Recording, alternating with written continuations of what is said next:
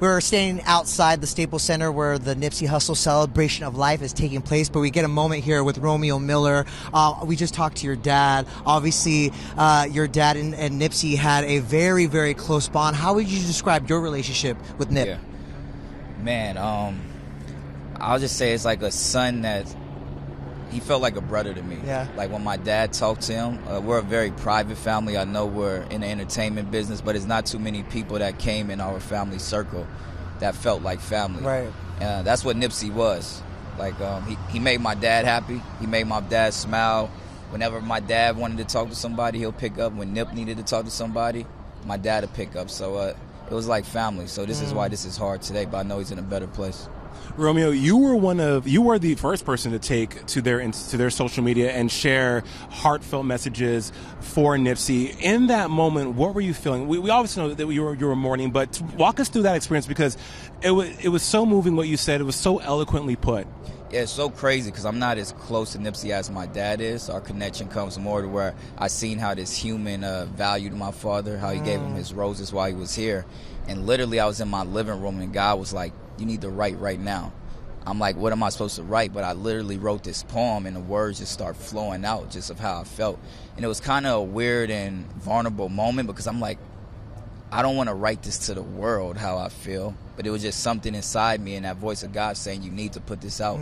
Maybe and now seeing, days later that it's been helping a lot of other people heal. Right. And it's been helping a lot of other people going through the same thing heal as well. But yeah, that was just a moment where I just felt it in my heart and I just wanted to share it with the world. Some poetry, man. It was beautiful. Yeah. I mean, you're among countless tributes on social media.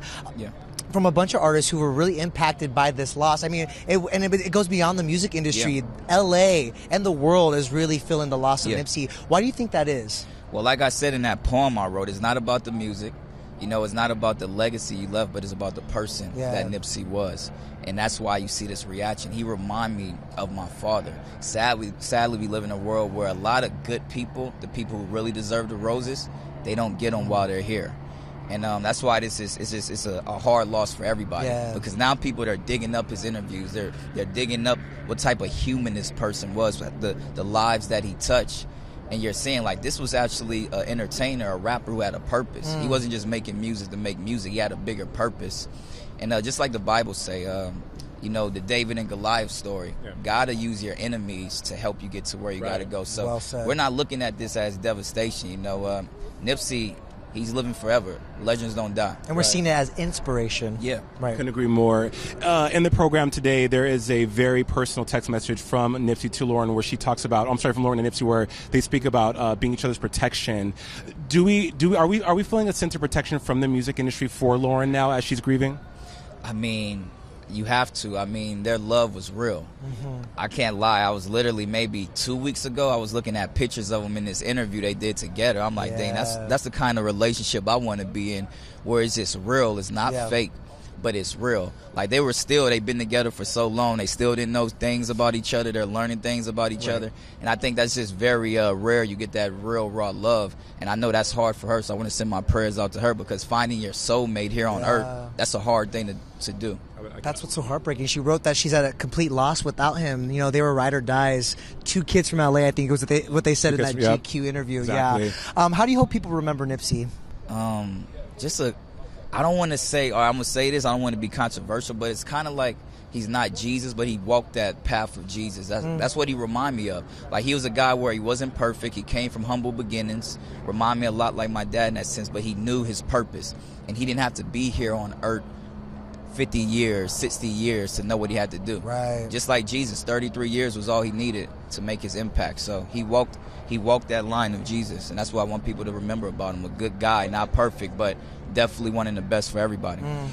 Romeo, you talk about controversial. Tupac, of course, 90s legend. Some people are comparing Nipsey to Tupac now as far as the legacy he's leaving behind, his contributions to music. Would you agree with that? I mean, I personally, I don't think you should compare the greats to the greats, but the many are. Right. I mean, you had to look. He is maybe our Tupac of our generation. Tupac music maybe was like more popular to people at that time. He was known for his music. But I think Nipsey's legacy is going to be known. When people start digging up what this man was about, people are going to know what he was fighting for. And I think that's just going to get greater and greater. Like you said, the marathon continues. That's true. All right, Romeo, man, thank you so much for your time. We appreciate you Appreciate very you. much. All right, see you.